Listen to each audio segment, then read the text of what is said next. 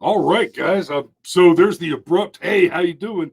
No intro this morning because I'm still not entirely clear how to run my intro through the studio back end. But we've got Mario with us again, and we are going to be discussing the Haitian cannibal apocalypse, the Pittsburgh Purge, and y'all, the world is on fire. And Good morning. well, y'all didn't vote for this. I know my audience didn't vote for this. But hey, if take a moment, take a peek at the description under the video wherever you're watching. You looks like most of you guys are watching on YouTube right now, uh, and Rumble and a bunch on Twitter. So that's awesome. Take a look at the chat down there, and and please take advantage of the link for the Buy Me a Coffee, and go ahead and we appreciate your support for the show because we drink a shitload of coffee on this show.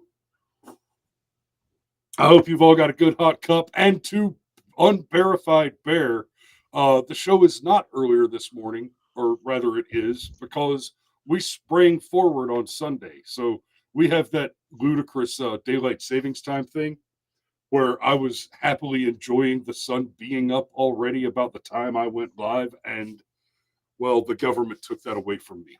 The government took my sunshine. It's the least bad thing FDR did. Yes, yes. The least awful atrocity committed by FDR was the theft of my fucking sunshine. They took the gem out of your donut, Turkish. You did, Tommy. You took the gem out of my fucking donut. Then you pissed in my pocket. So, Mario, I believe you may have a better grasp on the international situation All right. with regard to Haiti, but a quick general summary. Uh, Haiti is on fire. The prime minister has been, I almost said has been ousted, but that's not exactly correct. He's He still can't. technically the prime minister, but he's been he's not being allowed to return to Port-au-Prince. It's because And there's Port-au-Prince no is airport. basically an open war zone now, Yep. being led by a gangster with an AK who calls himself Barbecue. And Sergeant Major, you'll appreciate this. Barbecue, credit where credit's due, is engaged very effectively in recreational tactical cannibalism. He's And that can all be suspicious. traced back to the involvement of the Clinton Foundation in Haiti. If you look at a photograph of barbecue, he's suspiciously well fed for a Haitian. I He is. so do you uh, do you want me to give a quick rundown here on if y'all basically take a facts look on at the ground? the if you'll take a look at the thumbnail, Yeah, uh, I can't you're in the uh, way. I can't just show the thumbnail from this view without just switching it off. All But right. go ahead, Mario. So right. So Haiti is in a state of full collapse at this point, which is basically there is no bottom of the barrel for Haiti. It seems like it's always in a state of collapse, but things have gotten progressively worse. So the U.S. government has basically evacuated all personnel at this point. They sent in a Marine detachment to get everyone out of the embassy. All right. Port-au-Prince, the capital, is an open war zone, and gangs control 80% of the city. Okay, so think of it like it's like Baghdad after the fall of Saddam, where you have a green zone and then everything else is sectarian warfare. All right. The airport is closed. The seaports are closed. Okay. This is an island that can't feed itself. So there's no potable water coming in and there's no food coming in. So that will become exacerbating the cannibalism problem. All right. Ariel Henry is the current interim president of Haiti. Okay. Now, he is not an elected president. He has been there as the interim president since the assassination in 2021 of Moise. Uh, remember the Colombian, like the Colombian assassins who came there and assassinated Moise, the president? They haven't had an Right. election since then. Okay. Ariel Henry has been the interim. since. The Ariel Henry is either in Dominican Republic right now or Puerto Rico. I couldn't get exact determination which, but he literally can't enter the country because there is no port of entry functioning right now. So he would be dropping off into a hot zone, and looks like he did not get the paramilitaries that he was looking for in Kenya to help him basically, regain control of the government. You have the biggest, now it's not just one gang, okay? That barbecue guy, he's the leader of G9, okay, which is the most powerful gang right now in Port-au-Prince, but there are other gangs as well. But he is the de facto big man, the warlord, if you will, right now of Haiti, Jimmy Cherizier, aka Barbecue, all right? And he employs child soldiers, which is a common cultural trope of these people. Cannibalism has been recorded, and there have been videos which were since scrubbed off the internet, of course, okay, showing showing gang members cooking long pork, okay. Okay, so why is this happening? How could this be? Well, Haiti's been a basket case since 1804 when it achieved independence from France. Okay, there was a slave rebellion, and they murdered every single white person, or every single white person who couldn't escape. Okay, the French. All right, Yeah, and then they it's like Mark Twain said. We understand Christianity now because we've eaten the missionaries. That's you have to grok them by eating them. Okay, it ties into yesterday's show. All right, and they even murdered every comprehension and oneness through the consumption of one's loved ones. So in 1804, they also murdered, after murdering all the white people, then they murdered every single mulatto just for good measure, because the stain of whiteness was there. All right, and then after that doesn't sound like modern American Democrats at all. Oh, we'll get there. We'll get there. Haiti's a dark portent for American cities, and we'll get to that later in our next segment.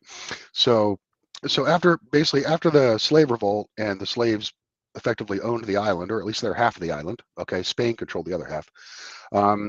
Then Western African tribal culture became the norm, which is basically chieftain attacking people for slaves, which is the foundation of the traditional Western African economy, and the religion became voodoo with some garnish of Roman Catholicism. All right, so we talked about how it's not dissimilar to the Spanish Santeria that it's like Santeria, except crazier. Like I keep thinking about the Baron Samedi from Live and Let Die, the Roger Moore's first James Bond movie. Yeah, it's going to be a beautiful day. Anyway, that or the Voodoo King from the second Predator movie. Oh yeah, the dreadlock. Yeah, with the katana cane. Yeah. Yes. All right. So Jovenel Moise, who was the president, assassinated in 2021 by Colombian mercenaries, and there wasn't really much information about those mercenaries, which means it was probably the CIA was probably involved. Okay. Anytime you've got basically a collection of Colombian mercenaries, okay, like 18 of them, and then there's 2 white guys in the group, okay, it's pretty obvious that this was not organic. Okay, somebody was sent there to take out the president for whatever reason. I don't know. I think the CIA just views it as its little sandbox, and it just likes to commit. I don't know. I digress. All right.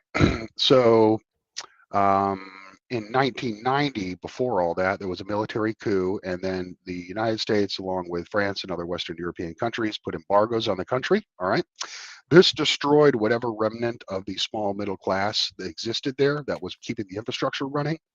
And then the lift of the embargo in 1994, okay, after the U.S.-backed toppling of the military government, saw an influx of free rice to the island, right, like basically grain relief.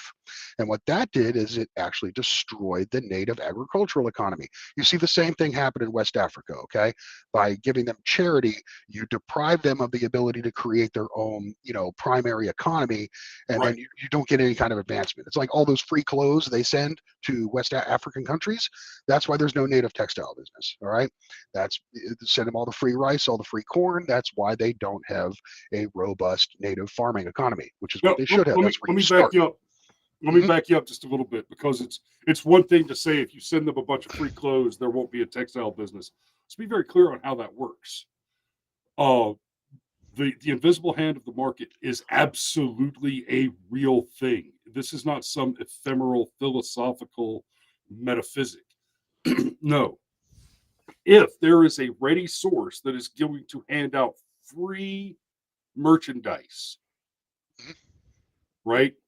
You go look around ghetto areas in America right now where the Obama phone stands have popped up. You'll see them all over the place. The closer you get to the hearts of larger cities, you see them in Atlanta, and you'll see these.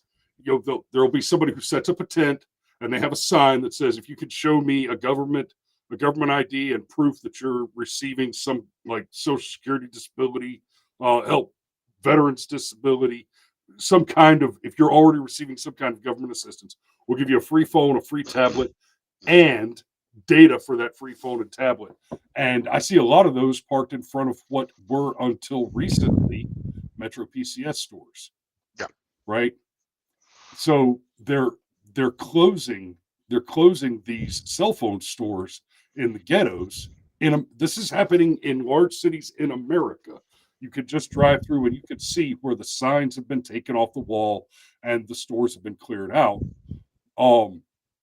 Because how do you keep the doors open? How do you pay the bills to run a shop if nobody's buying your product? Same thing with the textile thing that Mario was talking about in West Africa. If everybody's getting free clothes, then it's not just that there's no need, there's no profit. It's not just that nobody wants to do it. Without the profit motivation, it's not a question of motivation anymore. It's a question of the actual possibility.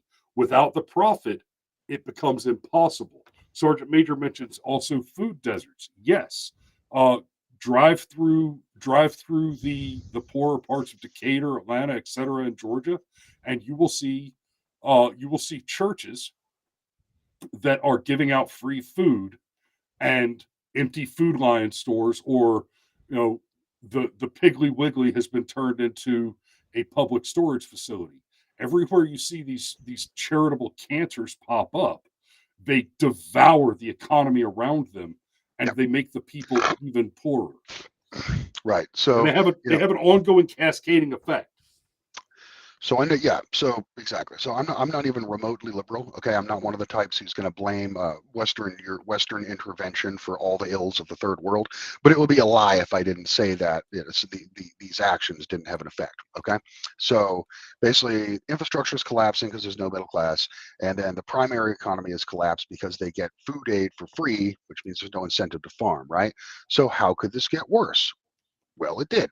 So you have a power vacuum in the country that has poor institutional power. Okay, they don't have a professional military, and the police force is the type of like typical third world police force that just pulls you over for a bribe to supplement their income because they basically get pennies. All right.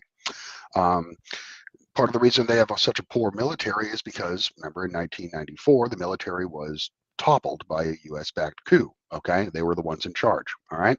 So what happened? What filled that power vacuum? Power vacuums will always be filled. It was the gangs. Okay. Now, the gangs were under the patronage of politicians, okay? Think of the politicians as like capos, and then they would dole out all the food aid that was given to them along with money and weapons, okay? For some reason in these shitholes, there's pallets of AKs just lying around. I wonder why. Um, they dole that out to their private gang members. Okay, so you've got the parliament. Okay, basically a bunch of mafia chieftains. Okay, sending out food and weapons to their boys. Okay, well the problem is, much like in I included a meme here of Bane. Okay, and you think this gives you power over me? Okay, eventually that's exactly what happened. Okay, the gangs became so strong they no longer need the patronage of the politicians, and now the politicians are subject to the gangs themselves. Okay, this is I experienced something like this in Iraq. Okay, more or less the same thing. All right, the politicians had no power. It was the militia groups in the streets that controlled everything on the ground, and then the militia groups on the streets, they were the ones who decided who were the politicians in power. All right, so it's basically Iraq post Saddam, but with voodoo. All right. So that's what's going on in Haiti. God, Chris, how do we there's a fix this description. problem? Iraq plus Saddam plus voodoo. Yes. Yes. So, Chris, how do you fix it? I'll tell you. I have an answer. If you want to go first. Oh, you don't. This problem will solve itself if you just stop sending them money. Exactly. That's what needs to happen. I think now this might sound North pretty grand. Korea is still communist North Korea because we pay them for it. What I think you are witnessing in Haiti is forced evolution, like in real time. Okay, fast forwarded. All right, you have a population of people who cannot maintain what they inherited. All right, they have overpopulated the island and exhausted its resources. All right, and now, like everything else, like you do the same thing with rats. If you freaking put them in a box and keep giving them food, eventually they'll start killing each other. Why? Because there's more people than resources are available. So there's going to be a selection event, okay? And if you interfere with this selection event, you are simply going to exacerbate the problem. We should not be taking any refugees from this country, okay? All that does is turn that half of the island into a spawning pit for the same social pathologies that have ruined it, and it will spread it everywhere else in the Western Hemisphere, all right? Seal off the ports, blockade the island, and let it play out as it needs to, okay? It's sad, but this is nature's way, okay? There has to be killing until they reach some sort of stasis. Force the evolution upon them. Force that selection event. That's the only way to fix it. Anything else only prolongs it. There is a point before it gets. There was a point at some time before it went this far that it could have been that the situation there could have been improved without the final resort having to be no, you let them kill each other until they're out of killing. And I'm not sure that we haven't passed that point in the US. So what we're seeing in Haiti is the result. Once you start eating people, it's over. Okay. Yeah. I mean, that's basically why you started eating people, right? You're stuck in the mountains. Everybody's toes are froze, and the first man to stop moving is dinner. Whether he's forced to stop moving or not. Now, you look at Haiti, and that is the result of the interference of American leftists, specifically the Clintons. And to call them leftists is somewhat disingenuous. They're a very different sort of psychopath, a very different sort of satanic evil than what you generally think of when you hear the term leftist, and you're talking about what you're talking about is feminists and communists and the LGBT guys and all that garbage. Sergeant Major says a Donner Pass is a tourist attraction. We should go there with drones sometime. But you'll hear the phrase often, as goes California, so goes America, right? Many of the most insane and psychotic policies that eventually infect the whole country and cause great harm to the people of the United States begin in California. And we can be thankful to a degree that we are seeing more and more pushback against that. Polls are showing more and more that Gen Z is much more conservative than the millennials, which thank God's for that. And we're seeing a lot of pushback from high school kids on stuff like tranny bathrooms. On Mario, I don't know if you saw there was a story just over the last couple of days. There's a boy who had an American flag displayed on the back of his pickup truck. The school told him he couldn't do it. And the next day, everybody driving a pickup truck showed up with an American flag on the back of their truck. Nice. And the school caved and said, "Look, we're sorry. Nope, it's an American flag." And yeah, you're damn right. You respect the flag. That the reason the Zoomers are more conservative has nothing to do with the Republican Party or politics at all. Okay, it's like that natural phenomenon of the pendulum swinging. Okay, the norm, okay, is liberalism. All right. Therefore, liberalism is not cool to younger people who want to rebel against something, which is their natural inclination. Therefore, they are de facto more conservative, simply because the status quo is liberal. So That's a big. That's a primary and part if of the it. Republicans can't utilize that, they don't deserve a party. Agreed. There's another major factor that we could do a whole other show on. Mm-hmm. All the LGBT stuff, the youngins are pushing back Yep. because what happened is through the 90s and the early 2000s, we all went easy on the whole LGBT thing before they even broke out the whole alphabet soup of victimhood. And now, between the LGBT stuff and the Me Too movement, everybody's so scared of their own fucking shadow that these kids just aren't getting laid, and it's pissing them off. Buddy, late teens, early 20s, if that was a problem, I'd have been in a bad mood. I guarantee it. Yep. And so, kids want to have sex, and I'm not saying that it's good for kids to be having sex when they're 16, 17, 18 years old, but in this particular circumstance, in this particular context, that is a major motivating factor. That they have a want that is not being filled, and it's not being filled as a result of a very specific, identifiable political problem that they can point at, and they can say, no.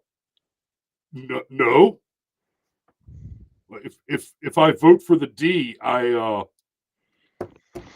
going to be a virgin until I'm 30." Yeah. They don't want to play that game.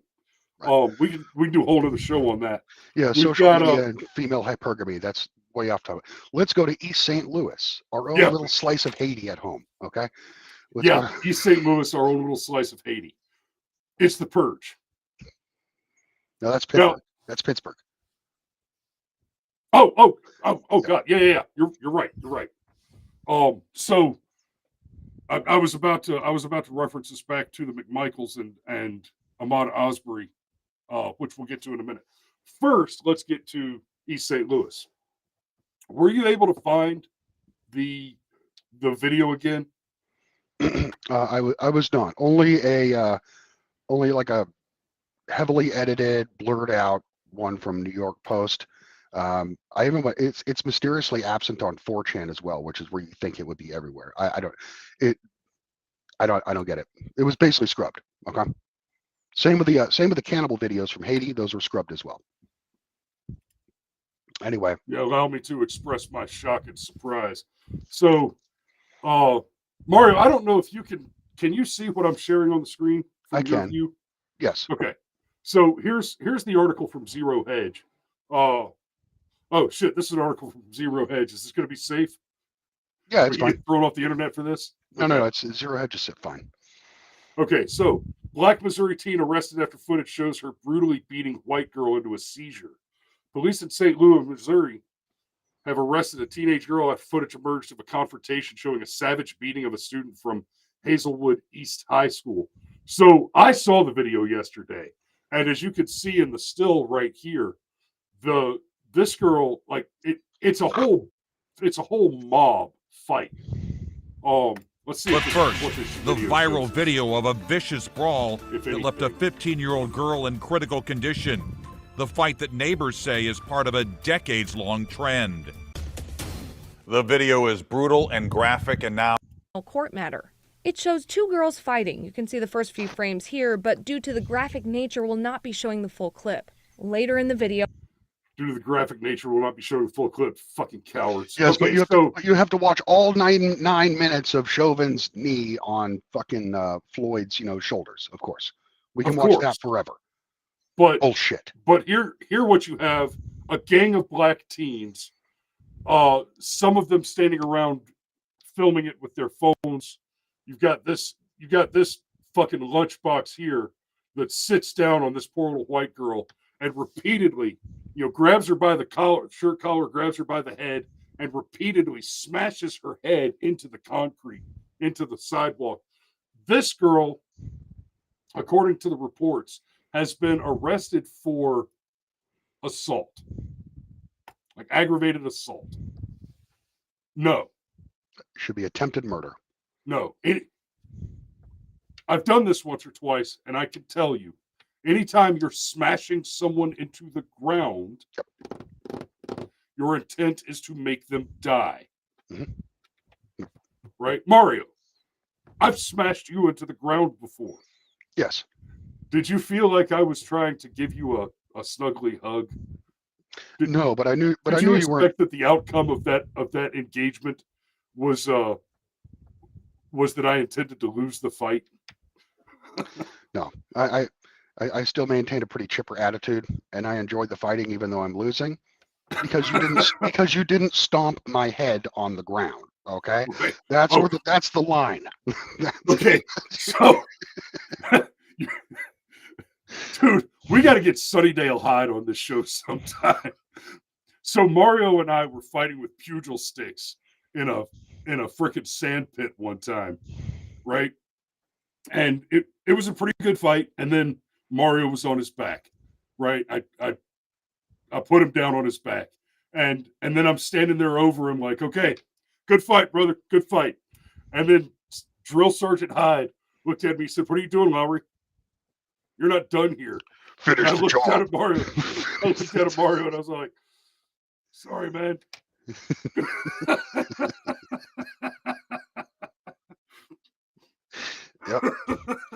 Yep. 250 pounds versus 180 pounds. It ended as you expect. So, it was right. good. So, so guaranteed, if the races were reversed in this story, mm-hmm. we'd already be hanging this white girl, right? And go ahead. Her family's address would have been posted on Twitter already. Okay. Correct. 100%. They would have been fully doxed. Completely doxed. Now you look at this. East St. Louis is, by the way, a disaster zone. Okay, it's even worse than St. Louis proper. Okay, it's considered one of the most dangerous parts of the country. All right. Even after this beating, there was basically a melee that occurred. Like the black students just started fighting each other for whatever reason, commonly referred to as a chimp out. All right. And and then the girl who did the assault and another juvenile black male were arrested. All right. Now, this is at Hazelwood High School. And here's something interesting I found last night while digging.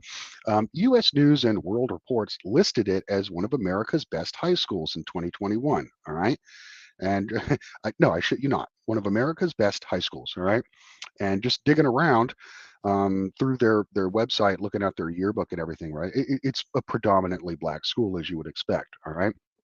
So they must have received a whole lot of federal funding that year or something. I'm not sure. All right. But Ann Coulter called it. Right. Ann Coulter called it on these. The other day there was the shooting at the Super Bowl parade, Super Bowl celebration parade. And there was a shooting there, and there was no description, even though the suspects have been arrested. And Ann Coulter called it on Bill Maher's show. She said, "Well, we know they're not white." Right. Well, what do you mean? How do you? Well, we haven't, because it's been 3 days and they haven't told us they're white. It's Coulter's law. The more time passes since a crime and you don't know the identity of the perpetrator, the likelihood of him being white decreases. Okay, it's a direct ratio. All right. No, that's fun in theory, but the fact of the matter is, if the first headline doesn't have the word white male in it, then it's not guaranteed. Right. If the first headline doesn't say white male murders downtrodden minority, then guaranteed it is a downtrodden minority. And and look, I don't know what kind of background this girl who got her brains beaten in came from. I assume her family's probably poor. Okay, but look, I mean, Chris, you're a big advocate of homeschooling.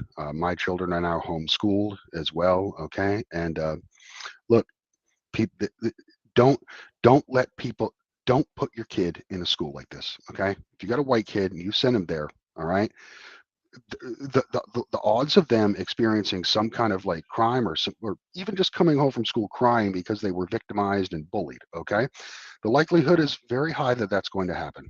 All right, if you love your children, don't send them to public school, and definitely don't send them to this type of public school. All right, and it doesn't matter, people will call you racist, it doesn't matter. You need to understand that racist, it's just the N word for white people now, okay?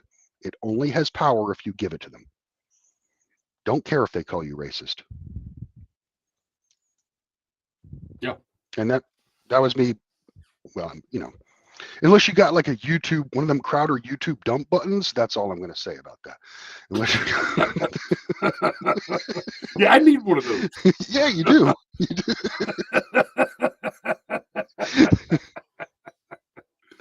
So you want to finish up? Yeah, I need to give me one of those. Yeah. You want to finish up with the Purge?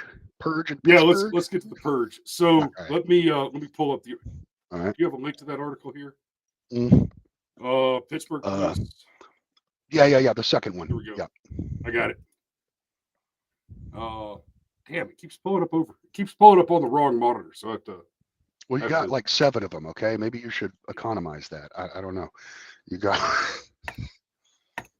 you got your own like X-Men Cerebro set up there. Yeah, buddy. You're just missing the Elon Neuralink helmet. Pittsburgh police are no longer responding to non-emergency calls. That when they say non-emergency calls, you might think, okay, so they're too busy with crime to come get your cat out of the tree. No, non-emergency is, they're stealing less than $900 worth of stuff. Right. Right. Or they've got a gun to your head and they're emptying the register, but they're not firing yet. Not an emergency. Yeah, it's their definition, the difference between emergency and non-emergency in this case in Pittsburgh is, okay, did the armed masked man say, give me all your money and no one gets hurt? Or did he make it clear that he intends to kill you after the register's empty? And that's the line, right? Out of Pittsburgh reports, WPXI Channel 11 out of Pittsburgh reports that police will no longer be responding to calls that are not deemed to be in progress emergencies, meaning theft, harassment, criminal mischief, and burglary alarms will essentially be ignored. We've talked about the Supreme Court on this more than once on the show. The Supreme Court has made it very clear that the police have no duty to defend. Right? Now, that makes this especially alarming. According to the Supreme Court, the police have no duty to defend or protect, right? So when you see the sign that says to serve and protect, that is a lie. And that means that if a police officer is witnessing a crime in progress, they are not required by their oath of office to intervene. They are not expected to risk their own life and safety in order to interfere and stop the crime in progress. Now, there may be cops out there that'll do that. The evidence available to us currently definitely suggests that those are fewer and further between than they once may have been. But under the law, as it stands right now, based on the Supreme Court, is that they do not have a duty to interfere and intervene. This precedence, this interpretation by the court, comes to us from several different cases, like Winnebago and Castle Rock and Gonzales, where a wrongful death suit against the police department was pursued by the survivors of the victim. And basically somebody died who had called the police for help while they were being attacked. And the Supreme Court decided, no, they don't have a duty to protect you. And so you can't sue the police for failing to save your life, despite your having called them when your ex-husband broke into the house to murder your daughter, or where your daughter's ex-husband broke into the house to murder your daughter and your grandchildren. So you can't sue there.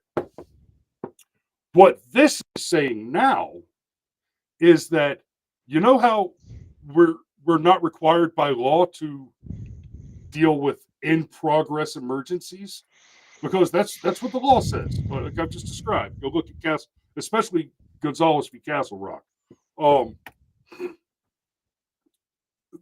The Supreme Court has already said that the police don't have to interfere in progress emergencies, and Pittsburgh has just decided, you know what? We're not going to fuck with the other stuff either. Now, let me be clear. The Supreme Court's decision said they don't have to interfere. What their duty is to follow up on crimes that have been reported, investigate those crimes, and pursue the prosecution of the suspects to secure a conviction and eventual punishment, incarceration, termination, etc. That the only duty that they have is, in fact, to pursue the crimes after they've occurred. Pittsburgh is basically saying, you know what? We're just not cops anymore. Right. And yeah, like you said, the police are not required to intervene, okay, to save your life. I mean that's why the cowardly cop in the Parkland school shooting incident was exonerated, basically. But yeah, so let's talk about the police chief is Larry Shiroto. This is his program. Okay, this is his idea. He wants to. Now, this is a city of 300,000 people, and they're getting 200,000 calls a year, like for the police. Okay, so the amount of the call volume per population is kind of extreme. I don't have the details as to why that might be. Okay, he wants to reduce that by 75%. So basically, overnights there's no one answering the phone in the police stations. Basically, what's going on. So from 3 a.m. to 7 a.m. Okay, anything goes. Okay. Shiroto, which is kind of funny, he was the former police chief of Fort Lauderdale, Florida, and he was fired for DEI practices. He was basically only promoting black police to senior leadership positions within the agency, department, whatever you call the police for a whole city.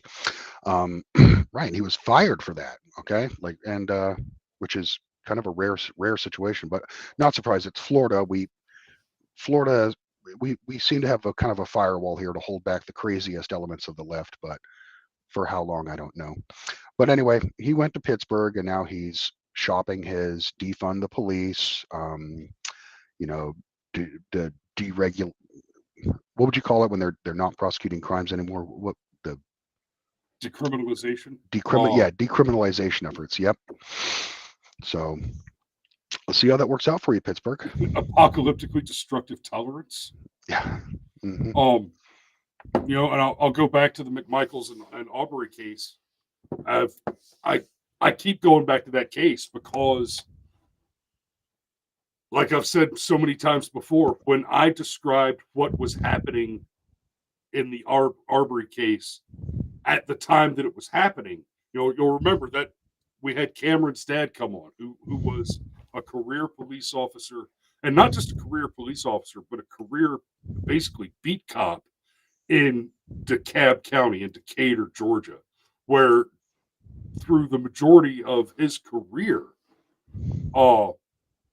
they average a body a day. Right? Through the majority of his career, that police department averaged one murder reported every single day. And nationally, right? And I'm in Rockdale County, right next door to that. Nationally, the murder solve rate is a little less than 50%. Rockdale County, the murder solve rate is 0%. That's not an exaggeration. It actually is dead 0%. Yeah.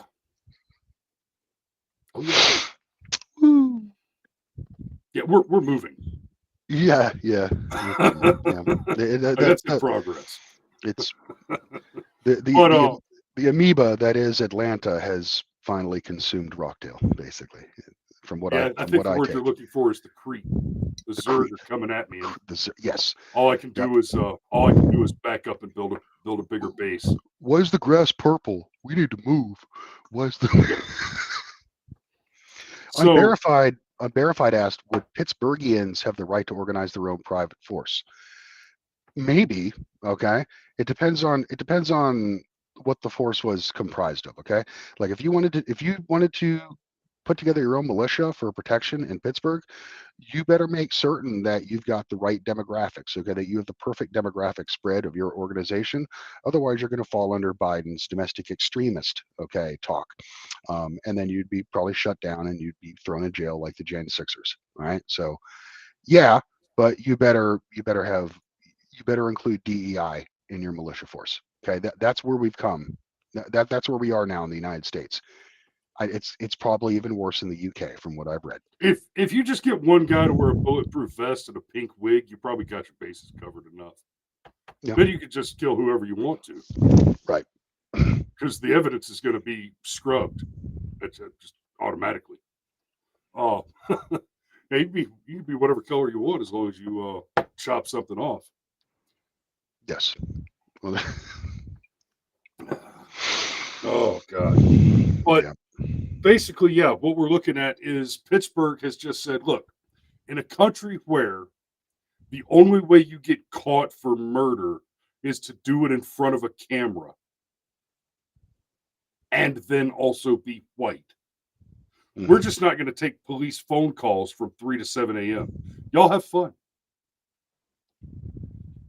Get your hatchet and your crack and go party like it's 1983. Because of these streets, that'll be the immediate effect of it. Will be a dramatic increase in breaking and entering, and burglaries. Yeah. All jokes aside, obviously, B&Es are going to skyrocket over the next 6 months to a year. Mm-hmm. You'll see the skyrocket. We'll see reporting of the skyrocket almost immediately within the next 2 to 3 weeks. We'll see reports of the skyrocket. But unless there's a dramatic change made almost immediately, those reports will continue to escalate rapidly over the next several months, and it will be at least a year before it hits a critical mass. At which point, there's just not any worse for it to get. Rod makes a good point. You can now have like drag racing at night in Pittsburgh. That's kind of cool.